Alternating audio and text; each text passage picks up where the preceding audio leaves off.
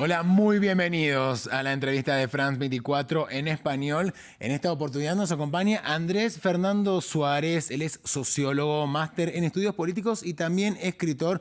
Todo un referente para conocer de cerca el conflicto armado colombiano y también la violencia que lo atraviesa. Es autor del libro El silencio del horror, guerra y masacres en Colombia, un libro que acaba de ser publicado y en el que describe y analiza lo que nos revelan las masacres perpetradas en el marco del conflicto armado colombiano, sus variaciones, sus características, los actores involucrados, entre muchos otros factores. Andrés Fernando Suárez, muchísimas gracias por su presencia en la entrevista de France 24. Hola Santiago, muchas gracias por la invitación.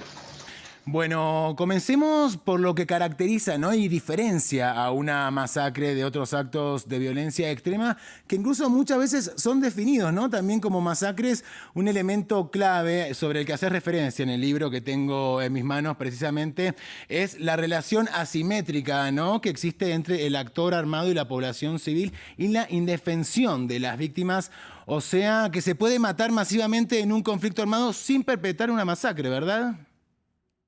Así es, Santiago. Una masacre tiene 5 características esenciales. Es un homicidio intencional, se dirige contra personas en estado de indefensión, ocurre en unas mismas circunstancias de modo, tiempo y lugar, y tiene esta característica distintiva. Es una relación en la que hay un actor armado y una población totalmente indefensa. Es el encuentro entre la impotencia total y la prepotencia total del actor armado. Entonces tienes razón, efectivamente en la guerra puede morir masivamente muchas personas, incluso indefensas, pero no constituir una masacre. Por ejemplo, en las acciones bélicas podría ocurrir ese tipo de eventos o en los atentados terroristas. La masacre tiene esa particularidad, hay una relación presencial entre el actor que perpetra el evento y las víctimas que la padecen. Ahora, digamos también algo que planteas en el libro es que la masacre, hay en la masacre una puesta en escena, ¿verdad? Es ante todo, y voy a citarte, un espectáculo del horror. Tiene una dimensión comunicativa, ¿verdad? Se exhibe, se muestra, no se oculta en absoluto. Siguiendo esta línea, ¿cómo marca una sociedad y su memoria colectiva? Sí, la masacre es un acto comunicativo muy poderoso que se produce para intimidar, para aterrorizar, es un arma de guerra, para ganar ventaja sobre el enemigo e influir sobre la sociedad. ¿Cómo pueden las masacres marcar a las sociedades? Cuando una masacre ocurre, la frontera moral de las sociedades frente a lo que tolera en cuanto a la violencia se va moviendo, se va moviendo. Los actores armados recurren a este método probando todo el tiempo hasta dónde es capaz la sociedad de aguantar. Entonces, lo que esto dice de las sociedades es muy interesante, muy importante, porque cada vez que ocurren masacres y la sociedad no reacciona, los actores armados tienen licencia para seguirlas perpetrando, porque saben que un límite moral va cambiando. Las masacres nos cambian la moralidad, empezamos a vivir bajo una nueva moralidad y mucho más si esta se va repitiendo y repitiendo y como sociedad no reaccionamos. Una de las premisas fundamentales de su libro es que no se pueden comprender las masacres aisladas del conflicto armado en Colombia, ¿no? Se inscriben en toda una trama de violencia. ¿Cómo fueron cambiando, Andrés, las características de la masacre junto a los cambios en lo que ha sido y es el conflicto armado colombiano? ¿Qué continuidades y qué transformaciones se encuentra?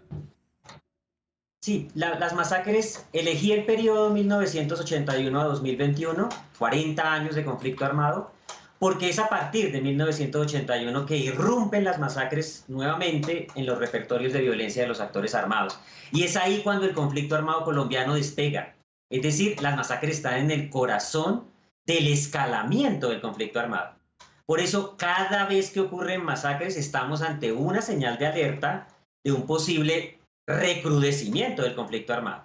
Ellas aparecen cuando otras modalidades de violencia han empezado a escalar, a acrecentarse, a recrudecerse, por lo que dije anteriormente, porque van moviendo la frontera moral, ¿no? Van convirtiéndose en espectáculos de horror que nos dicen, nos mueven el límite de la violencia tolerable y esa es la esencia de la guerra, ¿no?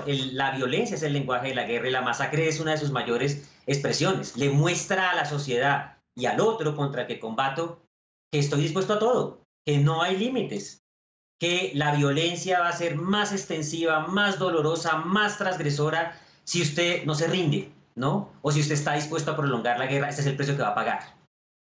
Hablemos, Andrés, en este contexto de los responsables, ¿no? Usted tiene datos muy exhaustivos en su libro. Aquí en Colombia, entre los principales se encuentran los paramilitares, ¿no? Luego las guerrillas y también agentes del Estado. ¿De qué nos habla esto? ¿De qué nos dice? Sobre todo le quiero preguntar de lo que diferencia, ¿no? Y caracteriza, ¿no? A las masacres colombianas a diferencias de otras de América Latina, como por ejemplo las de Guatemala o Perú, a las que usted mismo hace referencia en su libro. Sí, tenemos una diferencia muy importante en cuanto a la responsabilidad. Las masacres colombianas no tienen una participación directa en una alta proporción de agentes de Estado. Lo que no quiere decir que no hayan responsabilidades por omisión o por complicidad con el principal perpetrador de las masacres, que son los grupos paramilitares. Esa es una diferencia muy importante que hay con otros contextos. Otra diferencia que quiero resaltar mucho es que uno pensaría que cuando las masacres ocurren, los actores armados van a hacer lo mismo, todos. Y resulta que no, que las masacres guerrilleras son distintas de las masacres que perpetran los paramilitares e incluso que las que perpetran los agentes de Estado.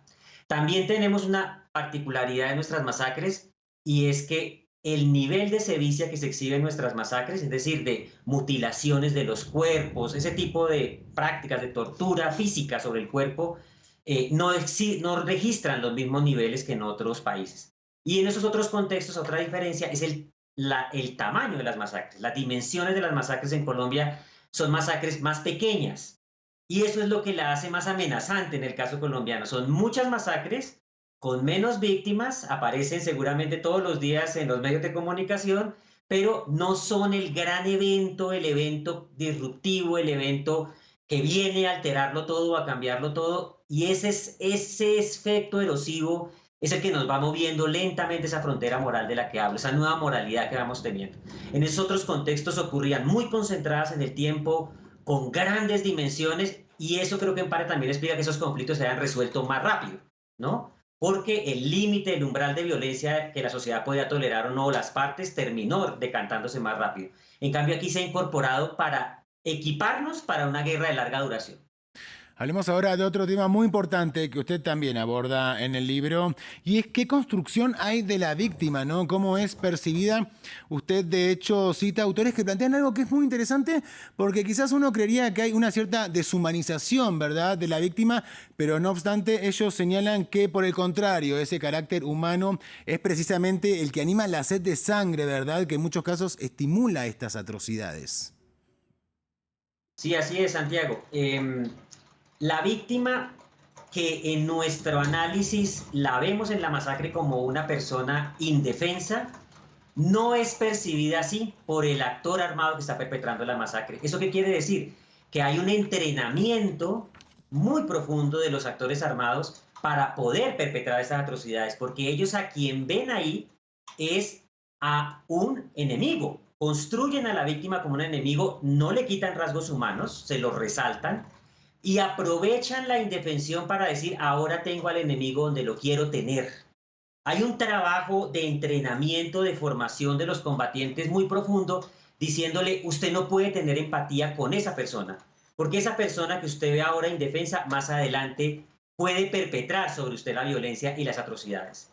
Mire que los actores armados tienen un gran desprecio por la población civil. Nosotros diríamos, deben respetarla, porque están en estado de indefensión, no participan en la guerra. A diferencia de eso, los actores armados tienen un gran desprecio por la población civil porque piensan que la población civil es muy importante en las estrategias de guerra. Los apoyos que ellas le dan o le quitan a un actor armado son definitivos para el balance final que vaya a tener la guerra. Ellos dicen, un civil que le da información al otro grupo armado es más peligroso que alguien en armas. Entonces, todos esos sentimientos, todas esas emociones, todas esas representaciones son explotadas en el combatiente que va a perpetrar la masacre para que no sienta culpa por lo que está haciendo. Usted está matando enemigos, no se deje distraer por la apariencia o los rostros que ellos tienen. Andrés, ¿y qué ocurrió tras la firma de los acuerdos de paz con la exguerrilla de las FARC?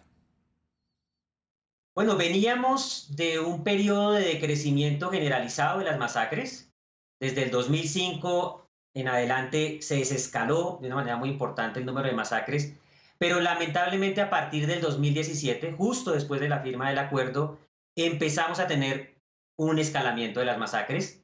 2018, 2017 y 2018 tuvieron cifras que aún no eran tan preocupantes, pero el año 2020 fue un año terrible, porque fue un año que nos puso en niveles de masacres iguales a los que habían antes de iniciar el proceso de paz, o sea, en 2011, lo que es muy grave, ¿no? En términos de lo que significa el contexto para la implementación del acuerdo de paz. Pero segundo, nótese algo que es muy importante, las masacres llegan al pico, a este pico de escalamiento, después de que hemos tenido unos fenómenos de escalamiento, asesinato de líderes sociales, de excombatientes, y las masacres aparecen después de ese escalamiento. Por eso yo insisto, la masacre es una forma de ir moviendo la frontera moral de la sociedad, y si la sociedad no reacciona, el problema es que vamos a entrar en una etapa de recrudecimiento del conflicto. Esta transición cada vez se parece más a una transición a una nueva forma de guerra. Andrés Fernando Suárez, muchísimas gracias por este paso por France 24. Ha sido realmente muy interesante el diálogo con usted. Santiago, muchas gracias. No, gracias a usted una vez más y a nuestra audiencia, como siempre, le invitamos a que sigan informándose en el resto de nuestra programación y también, por supuesto, en france24.com. Gracias por acompañarnos y sigan junto a nosotros.